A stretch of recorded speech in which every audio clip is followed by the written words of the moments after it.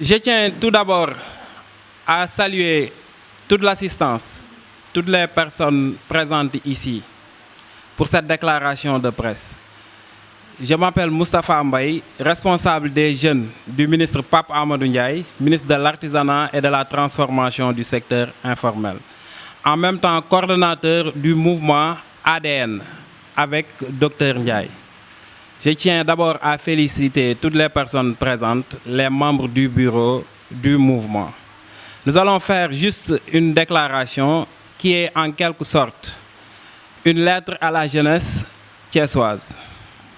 Je vais commencer. Je ne saurais commencer sans au préalable m'incliner devant la mémoire de nos disparus depuis mars 2021 et toutes manifestations confondues. Le Sénégal a perdu des jeunes à la fleur de l'âge.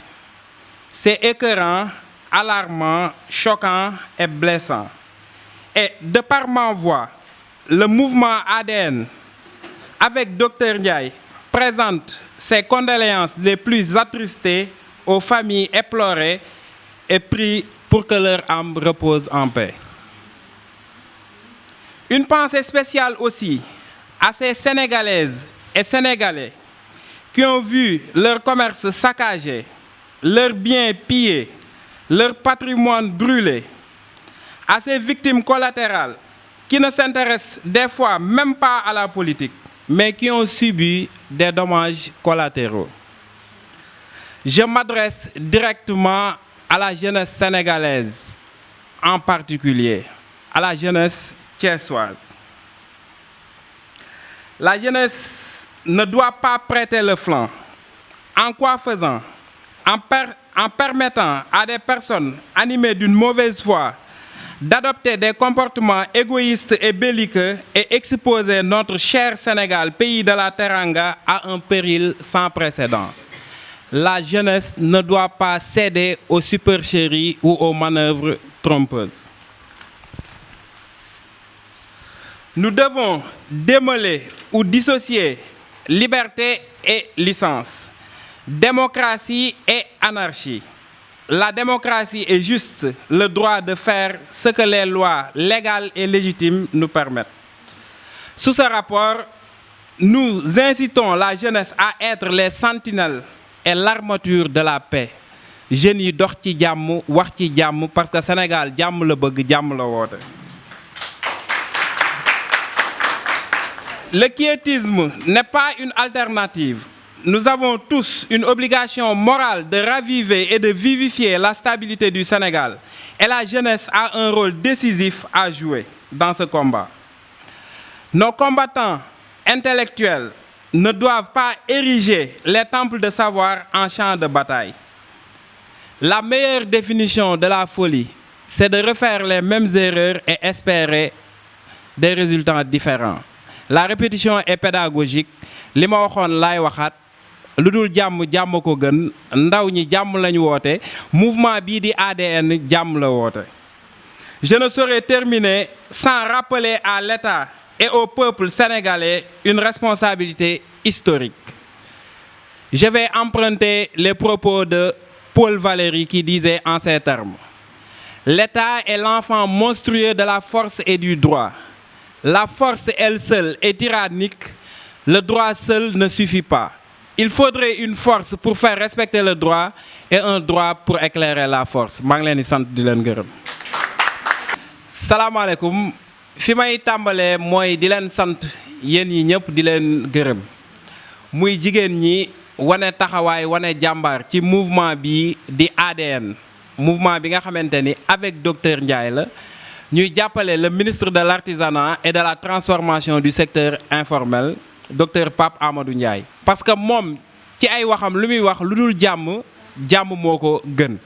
kon ndaw yi nga xamante ni dañoo taxawal mouvement pour jàppale ko mënuñoo dox ci lu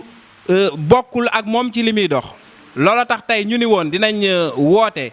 dajale jeunes yi lancer benn message bu solennel si jeune Thiessois yi parce que Thiès dafa am différence sax ak yeneen dëkk yi même manifestation yi passé gis nañ dëkk yi ni mu yëngoo mais la jeunesse thiessoise est une jeunesse vraiment responsable te gis nga am na loo xamante ni 2024 day jàll institution yi day resté 2024 day jàll jeunes yi dañ fiy des sa ñun ñoo ëpp intérêt ci sàmm li nga xamante ni moom la ñu bokk sàmm suñuy institution sàmm li nga xamante ni réew mi moom moo ko moom loolu c'est important moo tax ma doon lancé benn message boo xamante ni jeunes yi laa koy lancé parce que politique bi xar kanamam dafa commencé changer ci jikko yi la yemoon léegi dafa dem ba ci jëf ñu gis violence gis ay ndaw di taal gis ay ndaw di saaga gis ay ndaw di yàqal sax ñoo xamante ni seen yoon nekku ci am na ay sénégalais yoo xamante ni politique sax intéressé wu leen ñu góorgóorlu ba taxawal seen entreprise ñun duñ koy rafetlu ñu gis ay ndaw comme ñoom jël entreprise yooyu yàq ko ñoom ñu war a commencé waat à zéro comme dafa jot ñu lancer message yu jàmm comme ni ma ko waxee dinaa ko waxaat lu dul jàmm moo ko gën ndaw yi waruñoo xotti war ma kilifa yi ndaw yi war nañ topp kilifa yi ndaw yi war nañ xool lii jëmale réew mi kanam ñu ciy dox parce que nous avons un rendez-vous avec notre destin surtout la jeunesse soit on l'assume soit on le trahit message boobu mooy li ma bëggoon lancer ci olof jeunes yi gën a jàpp gën a xam ni kaaraange réew mi ci seen loxo la nekk ñu tabax Sénégal parce que li ci suñu kanam du ay caaxaan li ci suñu kanam ndaw yi ñoo koy sàmm maa ngi leen di sant di leen gërëm. rahmatullah ñoo ngi nuyu ñi fi nekk ñëpp ci salle bi rawatina suñu yaay yu tedd yi fi nekk ñi ngi njëkk ci ñoom nuyoo bi di leen rafetlu seen taxawaay di ci teg tamit suñu kilifa yu góor yi lu ñu nekk xale tamit suñuy kilifa lañu góor ñi fi nekk ñëpp li ngi leen di nuyu di wax ni lii ñu mbébét nii mooy mouvement des jeunes avec le ministre docteur Ndiaye Pape Amadou Ndiaye macha allah lii dañ ko mbébét pour une première fois ndax lan situation Sénégal ni mu demee nii te xam nañ ñun Sénégal ni mu demee nii instant bi ñun jeunes yi ñoo ko mën a defar ñoo koy yàq aussi te ñun taxaw nañu ci defar ko ci cadre boo xamante ni demewuñu pour politique nag dañuy demee en tant que ñi nga xamante ni ñoo dëkk Thiès ñooy ay doomu Thiès ñoo moom Thiès nekkul pour kuy ànd ak ku nekk APR rek non non ñun waa Thiès yëpp lañ ci woo ñu ànd bokk ndey bokk baay ku nekk ci opposition bi ñëpp ci yam li ñu ñor mooy suñu Thiès nañ ko sàmm ndax tey état bu ñu fi nekkee comme ni ko Moustapha waxee ku fi mënti toog tamit da ngay dem bàyyi ñoog suñu dëkk kon nag li fi nekk li fi am importance yëpp ñun lay jariñ ëllëg ak suñuy doom ëllëg ak suñuy rakk kon nag loolu ñun ñoo ko mën a sàmmal suñu bopp bañ a déglu ma sàmba bañ a déglu ma demba lu dul lan suñu intérêt bopp ñi ngi ciy woo nag jeunesse thiessois yëpp ndax ku ci nekk ñee nañu instant bi ci programme yi nga xamante ni gis nañ nu mu fi demee woon man toog naa samay copines yoo xam tam ñi ngi France dañuy estati naan waa Thiès ay tapet lañu man leen déedéet ñun dañu dépassé instant bi cadre bii dañu mature ndax dañu xam fi ñu jëm dañu am li ñu bëgg ndaxte xale yu góor yi ku ci nekk yaa ngi ñafe ut sa Jakarta te pourtant da nga leen daan romb ci grand place yi ñuy ataaya mais dañu dépassé loolu léegi benn jour wala ñaari fan est-ce que dinañu nangu loolu di ñu yàqal loolu kon nag nañu gën a taxaw gën a yokk pas-pas bi ak fulla gi ak fayda gi macha allah te ànd ak suñu yaay yi suñu papa yi te am dégg-dégg ak topp dégg-dégg ak topp boobu lan moo ñu koy may am kilifa guñ fi mën a am warmaal ko rek yàlla warmaal ñu ñun xale yi te li ñu dese moo ëpp li dese mag ñi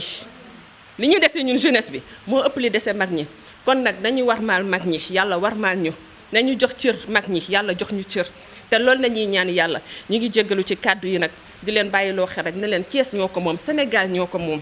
ku ci nekk tamit xamal ne yaa ko moom. waaw salaamaaleykum ñu ngi nuyu mbooloo mi daje ci salle bi yëpp di leen ziar di leen wàcc seen wàccuwaay di leen jox seen cër bu baax a baax a baax di rafetlu teewaay bi ndax dañ fi ñëw ci mouvement ADN ci ginnaaw docteur Ndiaye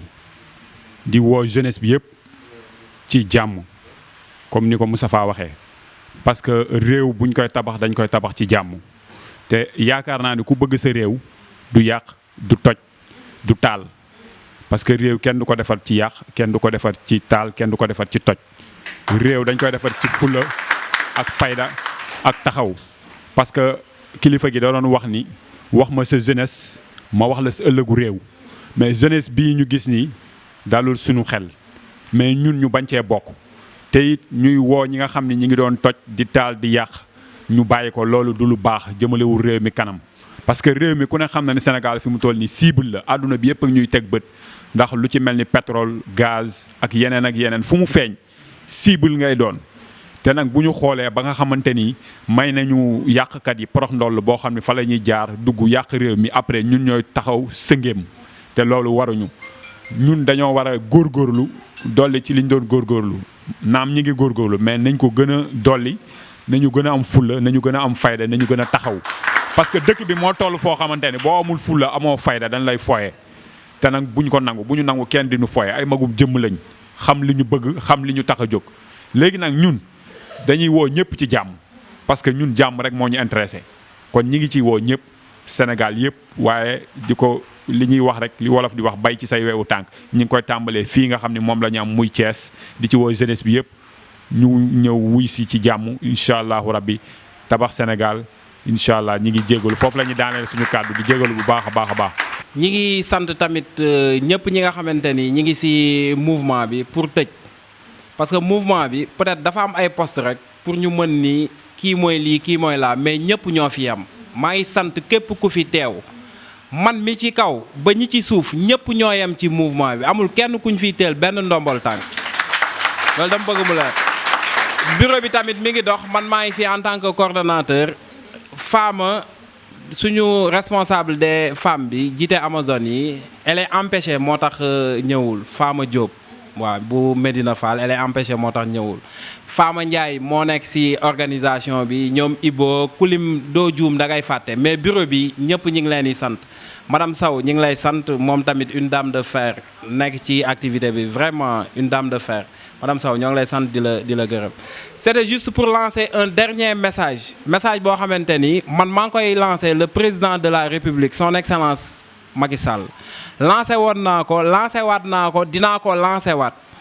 parce que président ñi nga xamante ni ñooy armature parti bi suñu nee armature mooy li dëgër li koy téye nekk Thiès ku ci mel ni docteur Papa Amadou Ndiaye dañ ko war a gën a jàppale gën koo teg loxo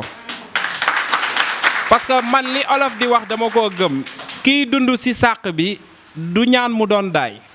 te ñay buy xar mbabal doom ya moo tax c'est un Thiessois de bon teint qui est au chevet de Thiès comme ni ma ko waxee qui aime Thiès passionnément et qui est en train de le servir intensément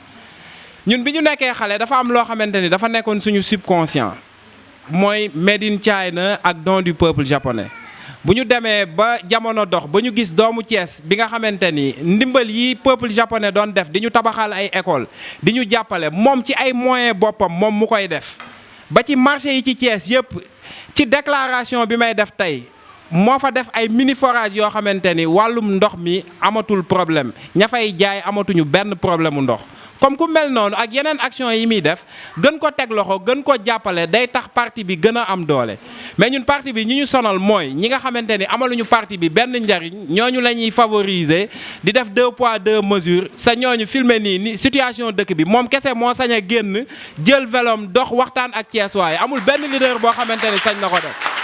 comme président dañ lay lancer message boobu suñu waa ji gën ñu koo tegal loxo gën ñu koo jàppaleel parce que docteur moom mooy Thiès il est au chevet de Thiès et des Thiessois kon war nañ koo jàppale war nañ koo teg loxo baa leen sant di leen gërëm